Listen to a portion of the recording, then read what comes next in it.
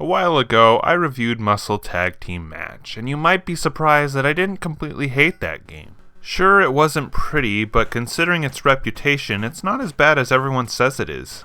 But the main reason I didn't completely trash it was because I knew a much worse pro wrestling game would eventually be reviewed, and it makes Muscle an NES classic. Yes, it's time to take a look at Tag Team Wrestling.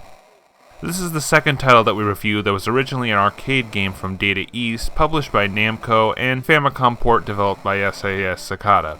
Notable though is that Data East didn't originally develop the arcade original, instead it was by Technos Japan, the company you probably remember for the Double Dragon games as well as River City Ransom. Sadly, the star power around this game does not save it. It came out in 1983, and I'll give it some credit, it was the first of its time. If it sucks, okay, other wrestling games will come out and make it much better. So it begs the question, why even port it to the console in the first place if it has no real purpose anymore? In Japan, this game was called Tag Team Pro Wrestling. For some reason, Data East dropped the pro, but maybe it was intentional.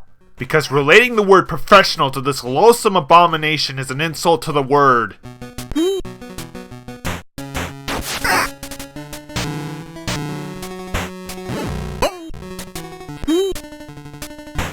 If you know how wrestling games work, well, drop all that knowledge because Tag Team doesn't understand how to update to the modern times. Okay, sure, you punch each other on the mat, and if you pin them in 3 seconds, you win.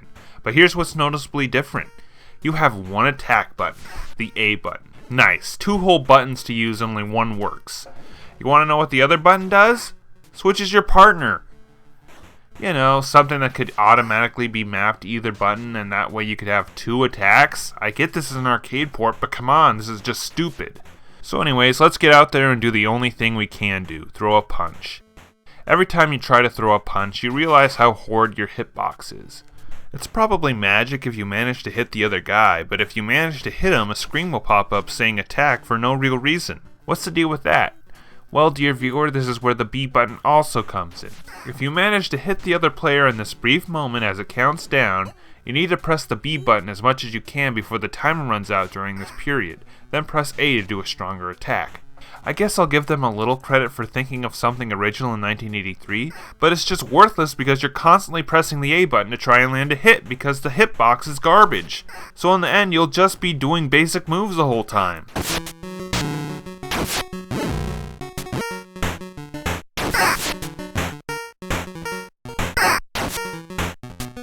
And then there's the other annoying things. The other team grows red angry all the time somehow and always manages to make a hit. You and the other team are always flying out of the ring, which gets annoying, especially when they don't want to come back in.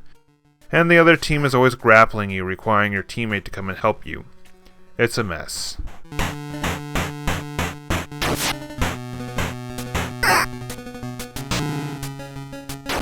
It's just an annoying prototype of what a wrestling game should be, and I hate it so goddamn much.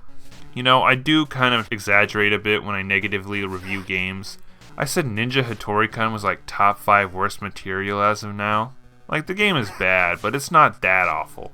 But I can say without a doubt that Tag Team Wrestling is most definitely one of the worst games I've ever played. I do think there are worse NES games out there, but even some of the worst crap will have a hard time competing with this. If you actually manage to finish a round, all you'll find is the same 2 opponents again and again and again. And that just says it all. It's just a boring wrestling game that doesn't know how to grow in the modern age. And there's just nothing else worth discussing about it.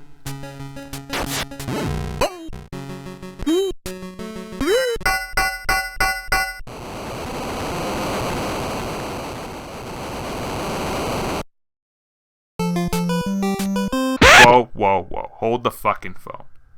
Winner is Strong Bads. Winner is Strong Bads? You mean like Strong Bad from Homestar Runner? This pointless piece of shit actually inspired one of the most popular internet phenomena of all time? In fact, one of the wrestlers even looks like him.